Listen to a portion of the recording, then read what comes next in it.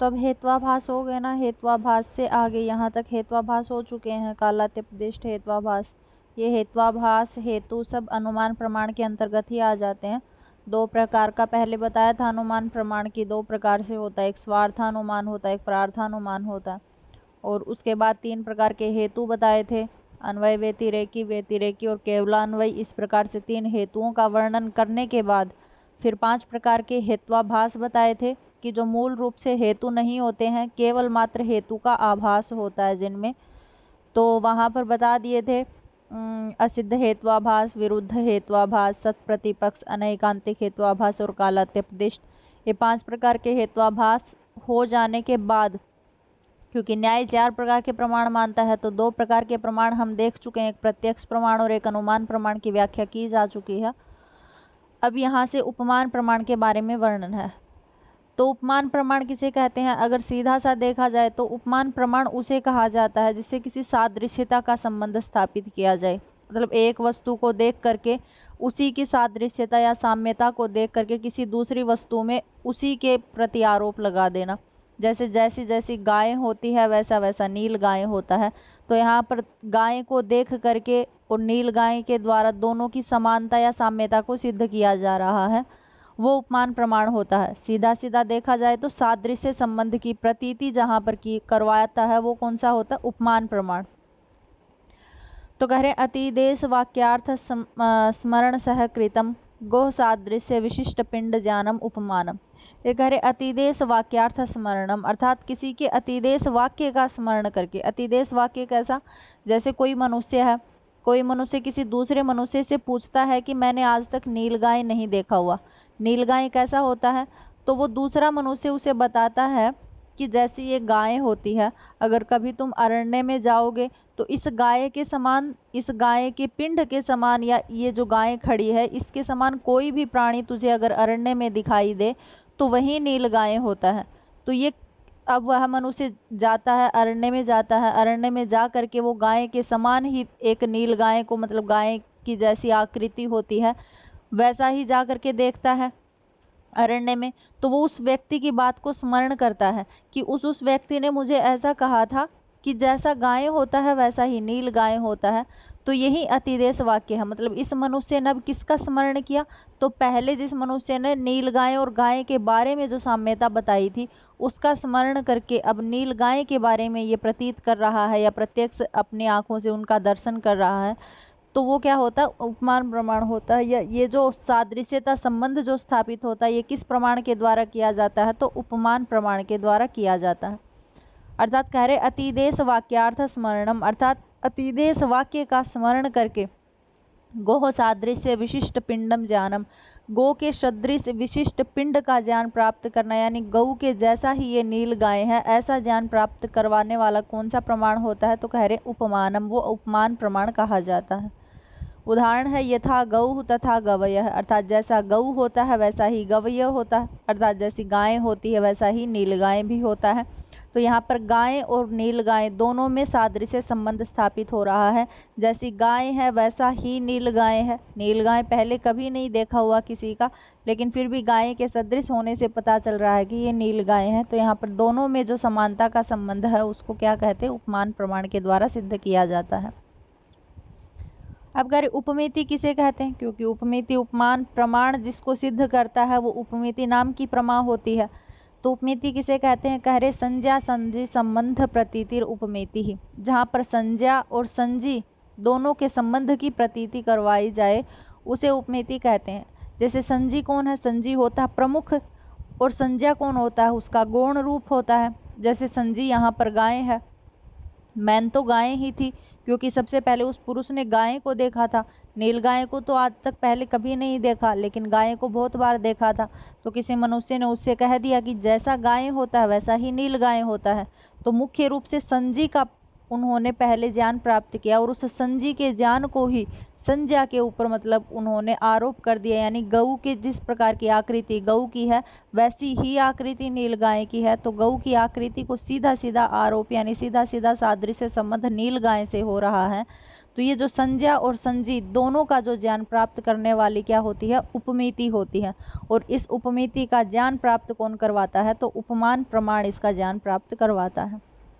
तो उपमिति का लक्षण क्या है, संज्ञा संजी संबंध प्रतीतिर उपमिति है, अर्थात संज्ञा और संजी दोनों के मध्य में संबंध को प्रतीत करवाने वाली कौन होती है, उपमिति।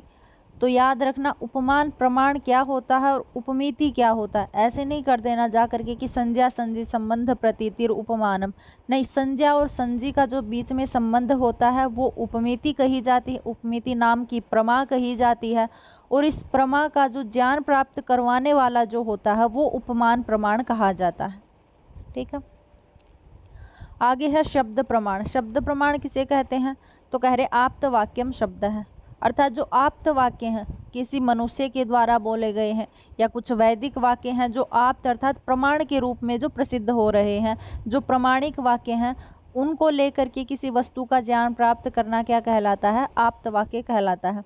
अब सीधा सा पूछा जाए तो आप्त वाक्य किसे कहते हैं, तो यथार्थ वक्ता आप्त वाक्य। कई जगह आपको लिखा मिलेगा कि जो यथार्थ वक्ता होता है उसको वही आप्त वाक्य होते हैं। यथार्थ मतलब जो जैसा है उसमें किसी प्रकार का कोई संशय नहीं होना चाहिए, कोई तर्क नहीं होना चाहिए, इन सब से रहित जो जैसा है उसको वैसे का वैसा बता देने वाला। यथार्थ मतलब यथा जैसा है उसका वैसा ही वर्णन करने वाला क्या कहलाता है, आप्त।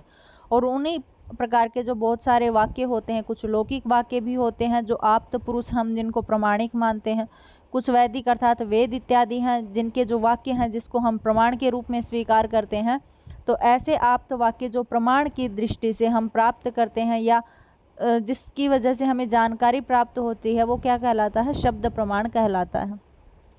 अब कह रहे वाक्य कैसा होता है, तो कह रहे वाक्यम त्व आकांक्षा योग्यता सन्निधि मताम पदानाम समूह वाक्य है, अर्थात जहाँ पर आकांक्षा योग्यता और सन्निधि वाले पदों के समूह को वाक्य कहा जाता। सीधा सीधा अगर हम वाक्य बोलते हैं तो हमसे यही बताया जाता है कि पदों के समूह को वाक्य कहा जाता है, क्योंकि पद पद मिल करके वाक्य का निर्माण करते हैं, तो पदों के समूह को वाक्य बनाया जाता है।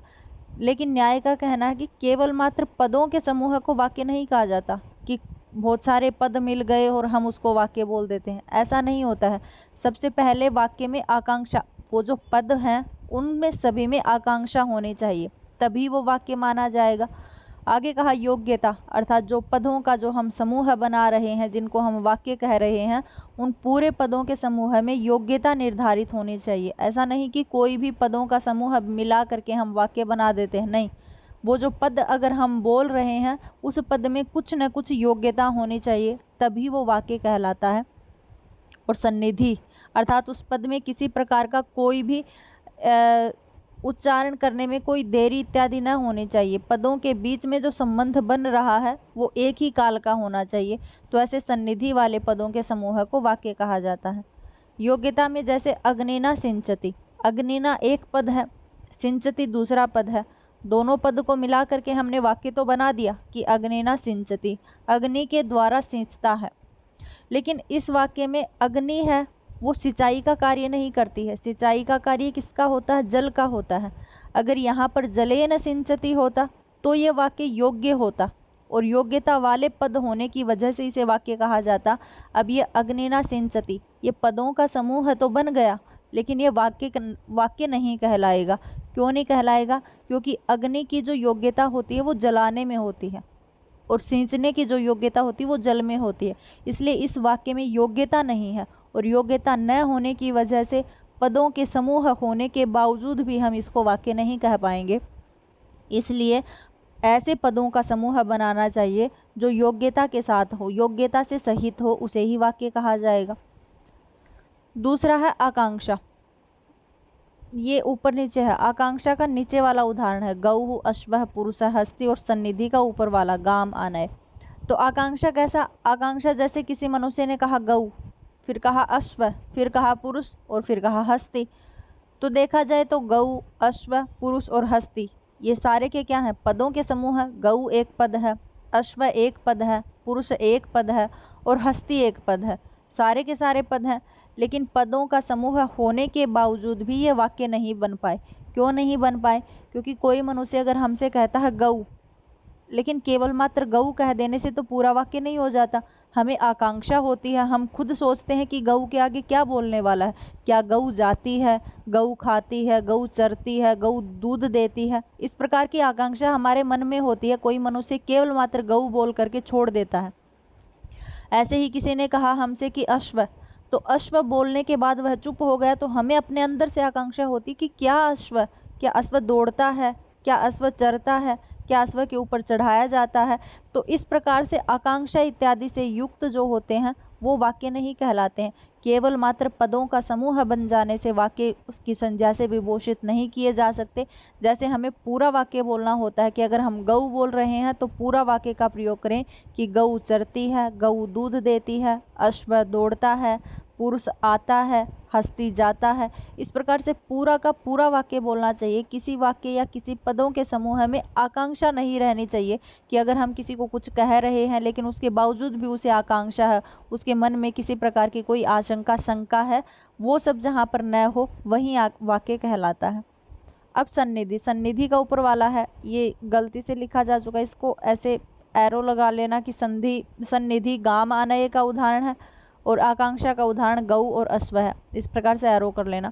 तो सन्निधि, सन्निधि का क्या मतलब होता है? जैसे किसी मनुष्य ने कहा गाम और थोड़ी देर बाद में कहा आनय। गाम आनय का मतलब क्या होता है? गायें ले आओ, ये कहा। लेकिन वो मनुष्य क्या कर रहा है?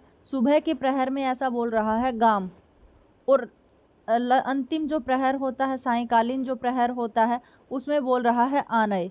तो यहाँ पर सुबह के प्रहर में बोला गया गायें जो पद है वो अपने अर्थ को पूर्णतः नहीं दे रहा है, और शाम को जब वो अकेला बोल रहा है आनय मतलब ले आओ, तो वो अपने अर्थ को पूरा नहीं कर रहा। मनुष्य तो यही सोचेगा कि क्या ले आए। तो यहाँ पर सन्निधि होनी चाहिए। जैसे गाम आनय अगर हम प्रयोग कर रहे हैं तो हमें एक साथ उच्चारण करना चाहिए, इसका असह उच्चारण नहीं करना चाहिए, साथ साथ उच्चारण करना चाहिए। एक ही बार में हमें एक ही प्रहर में कहना चाहिए कि गायें ले आओ। ऐसे नहीं कहना चाहिए कि सुबह हमने बोल दिया कि गायें और शाम को हमने बोल दिया कि ले आओ।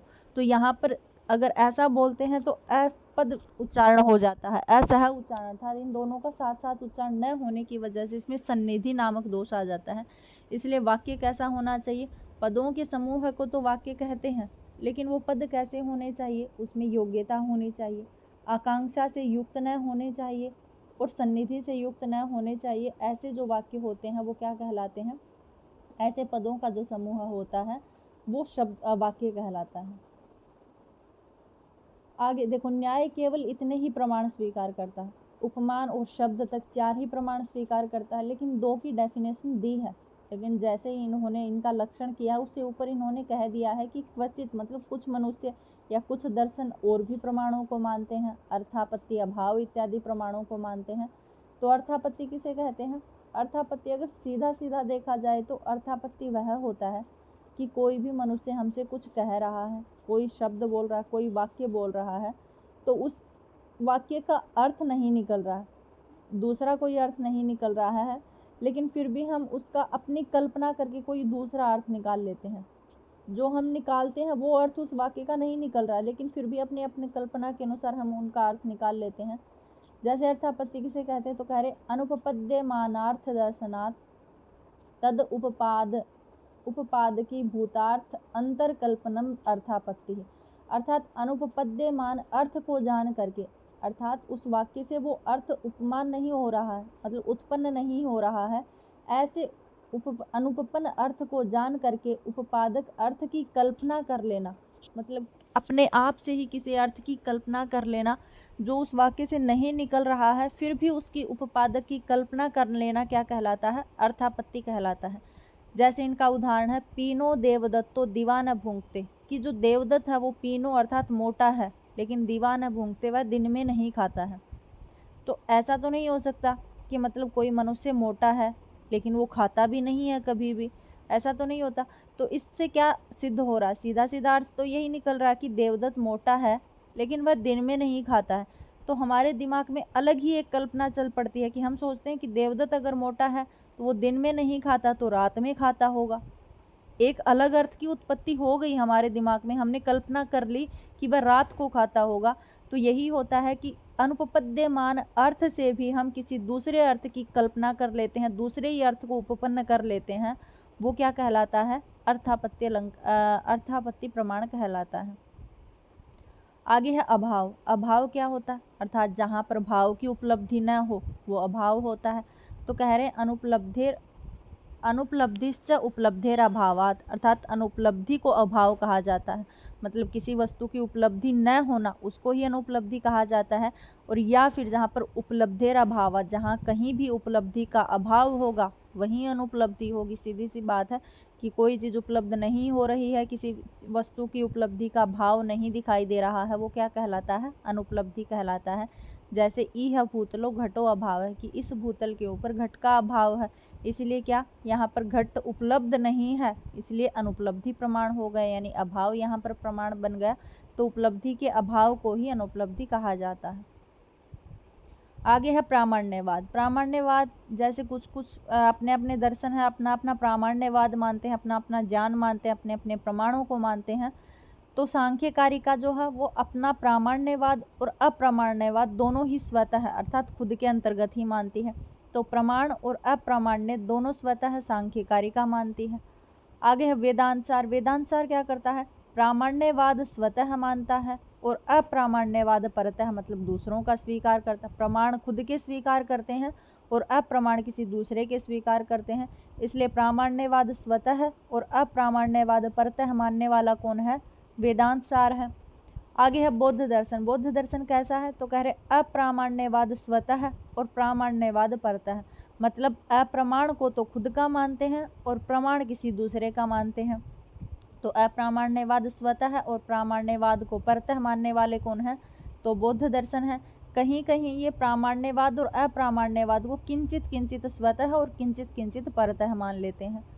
ऐसे ही जैन दर्शन। जैन दर्शन में उत्पत्ति में दोनों ही खुद के मानते हैं, मतलब जब उत्पत्ति होती है प्रमाणों की तो अप्रामाण्यवाद और प्रामाण्यवाद दोनों ही स्वयं के मानते हैं। और जप्ति में दोनों ही परतः मानते हैं, मतलब जब ज्ञान की उत्पत्ति होती है तो प्रमाण और अप्रमाण दोनों स्वतः, और जब जप्ति होती है तो दोनों ही परतः मानते हैं। आगे है वैशेषिक दर्शन। वैशेषिक दर्शन कैसा है? तो कह रहे प्रामाण्य और अप्रामाण्य दोनों ही परतः, अर्थात दोनों ही किसी दूसरे के मानते हैं। तो ऐसा कौन है? अप्रामाण्यवाद को मानने वाला वैशेषिक दर्शन है। और ये तो रही गया न्याय दर्शन। तो न्याय दर्शन क्या मानता है? न्याय दर्शन वही मानता है, अर्थात अप्रामाण्यवाद स्वतः का मानता है और प्रामाण्यवाद और अप्रामाण्यवाद दोनों ही परतः कौन मानता है? वैशेषिक और न्याय दोनों ही ऐसा मानते हैं। तो यहाँ पर चत्वारैव प्रामाणानि युक्ति हिलेश उक्तिपूर्वकम केशवो बालबोधाय यथा शास्त्रम अवर्णयत, अर्थात 4 प्रकार के प्रमाणों का युक्तिशः यहाँ पर वर्णन कर दिया गया है पूर्व में, क्योंकि न्याय 4 प्रकार के प्रमाणों को मानता है, प्रत्यक्ष, अनुमान, उपमान और शब्द। इन चारों का युक्ति से लेकर के यहाँ पर वर्णन कर दिया गया है। और किसके लिए लिखा गया है ये शास्त्र? तो कह रहे केशवो बालबोधाय, क्योंकि हमने शुरू में भी पढ़ा था इसका न्याय दर्शन के शुरू में, यानी जब हमने तर्क भाषा शुरू की थी वहाँ पर भी हमने मंगलाचरण में यही पढ़ा था कि जो बच्चे पढ़ने की थोड़ी कम अभिलाषा रखते हैं, अल्प बुद्धि वाले हैं, थोड़े से आलसी हैं, उनके लिए संक्षिप्त युक्तियों से अन्वित मया प्रकाश्यते तस्य कृते मयिसा, मतलब मेरे द्वारा इस तर्क भाषा को प्रकाशित किया जा रहा है। तो अंत में भी यही कह रहे हैं कि 4 प्रकार के जो प्रमाण हैं उनका युक्ति से मैंने वर्णन कर दिया गया है। केशवो बालबोधाय, किन के लिए? तो बालबोधाय अर्थात जो बालबोध हैं, जिन्होंने दर्शन में जो प्रवेश करना चाहते हैं, ऐसे बच्चों के लिए यथा शास्त्रम अवर्णयत, मेरा जो शास्त्र है वो वर्णयत मैंने वर्णन कर दिया है, यानी 4 प्रकार के प्रमाणों को मैंने वर्णन कर दिया है। किनके लिए? केशवो बालबोधाय, जब बालबोध हैं जो स्वयं अभी न्यून रूप से दर्शन में प्रवेश पाना चाहते हैं, उन सभी के लिए मेरे द्वारा मेरे शास्त्र में 4 प्रकार के प्रमाणों का युक्ति से है यहाँ पर अवर्णयत मतलब वर्णन हो चुका है। तो यहाँ तक क्या था? प्रमाण, क्योंकि सबसे पहले हमने क्या पढ़ा था? तर्क भाषा में प्रमाण पढ़ा था। प्रमाण के बाद हमने शुरू में जब सांख्य का इसका न्याय शास्त्र का प्रथम जो सूत्र पढ़ा था वो यही पढ़ा था कि प्रमाण, प्रमेय, संशय, प्रयोजन, दृष्टांत, सिद्धांत, अवयव, तर्क, निर्णयवाद, जल्प, वितंडा, हेत्वाभास, छल, जाति, निग्रह, स्थानानि, इस प्रकार से हमने 16 प्रकार के तत्व पढ़े थे। उनमें सबसे पहला प्रमाण था और प्रमाण के बाद प्रमेय था। तो यहाँ पर प्रमाण खत्म होते हैं, प्रमाण के बारे में ही चल रहा था पूर्ण रूप से। सबसे पहले बताया गया था प्रमाण किसे कहते हैं, तो हमने कहा था प्रमाकरणम प्रमाणम। फिर अलग प्रश्न उठ गया था कि प्रमा किसे कहते हैं, फिर हमने बताया था यथार्थ अनुभव प्रमा। फिर पूछ लिया था यथार्थ किसे कहते हैं, अनुभव किसे कहते हैं, तब हमने बताया था कि जो स्मृति इत्यादि से रहित तो उसको अनुभव कहते हैं। फिर कहा था स्मृति किसे कहते हैं, तो स्मृति ज्ञात ज्ञानम विषयम स्मृति, अर्थात जिसका विषय पहले से ही ज्ञात है उसको स्मृति कहते हैं।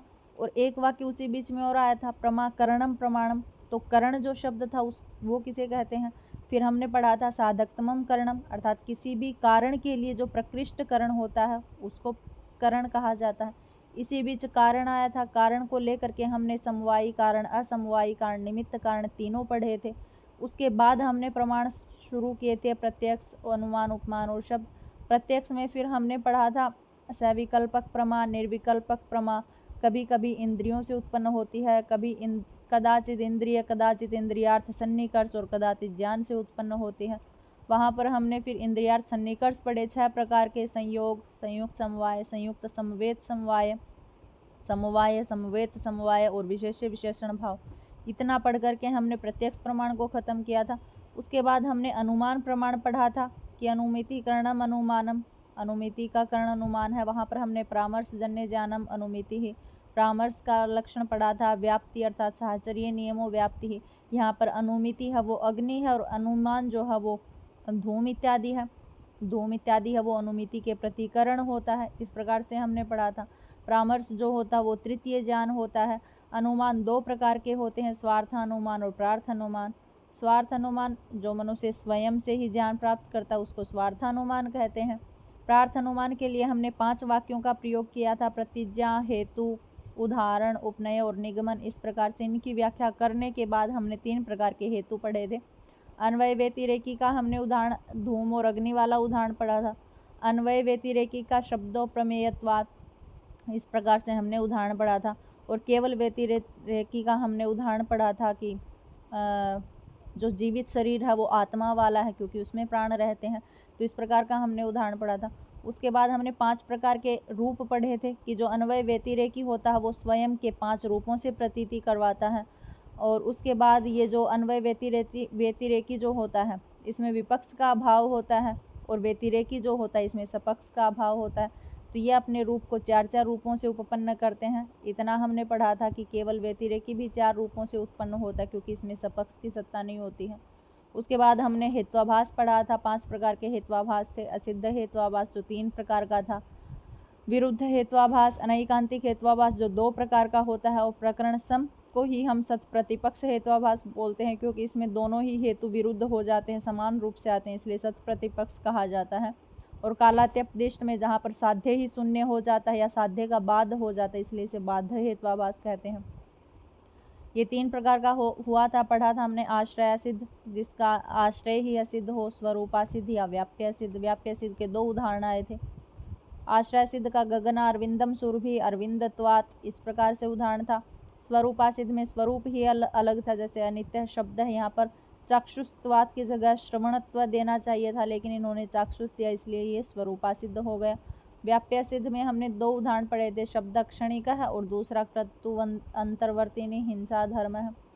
विरुद्ध हेत्वाभास पढ़ा था हमने कि शब्द नित्य होता है कृतकत्वात्, क्योंकि वह बनता है, तो बनने वाली कोई चीज़ नित्य नहीं होती है, इसलिए यहाँ पर इसका हेतु ही विरुद्ध होता है, ये विरुद्ध हेत्वाभास कहा जाता।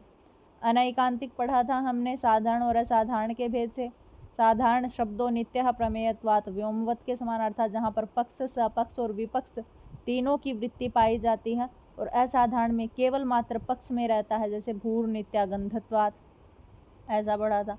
प्रकरण सम में जहाँ पर हेतु दोनों ही एक दूसरे के विरुद्ध हों इसलिए इसको सत प्रतिपक्ष भी कहा जाता है कि शब्दों अनित्य है नित्य धर्म रहित्वात्, यानी शब्दों अनित्य है नित्य धर्म रहित्वात्, या शब्दों नित्य है अनित्य धर्म रहितत्वात्। कालात्यपदिष्ट में हमने कहा था कि किसी दूसरे प्रमाण से साध्य का बाध हो जाता है या साध्य शून्य हो जाता है, ऐसा कालात्यपदिष्ट हेत्वाभास होता है, यानी जिसको बाध्य हेत्वाभास कहते हैं। जैसे अग्निर अनुष्ण, जो अग्नि होती वो ठंडी होती है क्योंकि बनाई जाती है जल के समान। फिर हमने आज उपमान प्रमाण पढ़ा है, अतिदेश वाक्य का स्मरण करके जिस वस्तु की प्राप्ति की जाती वो उपमान प्रमाण कहा जाता है। और उपमान प्रमाण किसको प्राप्त करवाता है, उपमिति नामक प्रमा की सहायता। तो उपमिति क्या होती है, अर्थात जहाँ पर संज्ञा संधि संबंध की प्रतीति करवाए वो उपमिति होती है, और उपमिति की सहायता करने वाला उपमान प्रमाण होता है। फिर हमने शब्द पढ़ा है, शब्द आप्त वाक्य शब्द कहा जाता है। फिर इस वाक्य के अंतर्गत वाक्य क्या कहा जाता है, तो पदों के समूह को वाक्य कहा जाता है। कैसे पद, तो योग्यता, आकांक्षा और सन्निधि से युक्त होते हैं। फिर अर्थापत्ति प्रमाण पढ़ा, जहाँ पर जिस अर्थ की कल्पना जो अर्थ नहीं निकल रहा हो उसकी भी कल्पना कर लेना। अर्थापत्ति और अभाव, अर्थात जहाँ पर उपलब्धि का अभाव पाया जाता है वो अनुपलब्धि कहा जाता है, अनुपलब्धि को ही अभाव कहते हैं। तो इस प्रकार से हमने यहाँ तक आज पढ़ा। फिर हमने प्रामाण्यवाद पढ़ा। आई थिंक आपको प्रामाण्यवाद तो याद ही हो गया होगा, पहले भी पढ़ चुके हैं, अब फिर से पढ़ लिया है। तो इस प्रकार से हमने प्रमाण तक ये जो है सांख्यिक न्याय तर्क भाषा हमने पूरी कर ली है। कल से हम पढ़ते हैं प्रमेय का निरूपण। प्रमेय 12 प्रकार के होते हैं, ये दिखाए हुए आत्मा, इंद्रिय, शरीर इत्यादि, इनके बारे में बताएंगे। इंद्रिय, फिर 6 प्रकार की इंद्रियाएं आ जाएंगी, उनके बारे में। अर्थ, पदार्थों को अर्थ बोलते हैं, द्रव्य, गुण, कर्म इत्यादि। तो द्रव्य में 9 प्रकार के द्रव्य, गुणों के बारे में इत्यादि, कर्म के बारे में वर्णन होगा। फिर बुद्धि किसे कहते हैं, मन किसे कहते हैं, प्रवृत्ति, दोष, प्रत्याभाव, फल, दुख, अपवर्ग कितने प्रकार का होता है। तो इस प्रकार से आगे प्रमेय का निरूपण चलेगा। काफ़ी बड़ा है, 2-3 दिन में हो जाएगा ये। उसके बाद तो यही हमारे नेट के एग्जाम में लगा हुआ है कि प्रमाण और प्रमेय का वर्णन, और बीच में प्रामाण्यवाद डाला हुआ है। तो 3 ही टॉपिक हमारे तर्क भाषा में लगे हुए हैं। तो आई थिंक आपको यहाँ तक पीछे तक कोई डाउट न हो प्रमाणों तक। आज भी मैंने पूरा रिवाइज करवा दिया कि हमने क्या क्या पढ़ा था। तो आप अगर जाके देखोगे तो एक बार दोहराओगे तो सब पता चलेगा कि ये हमने पढ़ा है, आपको ये पढ़ना है, ये इम्पोर्टेंट है, ये प्रश्न में आता है। और साथ साथ अगर आप पीछे के क्वेश्चंस उठा करके देखोगे तब आपको पता चलेगा कि यहाँ से प्रश्न आता है, यहाँ से नहीं आता है, ये इतना ना करूँ या ये मुझे सबसे ज़्यादा इम्पोर्टेंट करना चाहिए। वहीं से आपको समझ में आएगा। ऐसे अकेले पढ़ने से ना तो कोई काम चलेगा। अगर आप सब्जेक्ट को रटते रहोगे तो थ्योरी रटते ही रह जाओगे। ऑब्जेक्टिव में और थ्योरी में बहुत ज़्यादा फ़र्क होता है। इसलिए आई थिंक आपको समझ में आया हो। तो आप प्रश्न प्रैक्टिस हमेशा करते रहना। जितने भी क्वेश्चन प्रैक्टिस करोगे उतने ही नंबर फालतू आपके बनते जाएंगे। अगर क्वेश्चन प्रैक्टिस छोड़ देते हो तो उससे कोई फ़ायदा नहीं होता है फिर।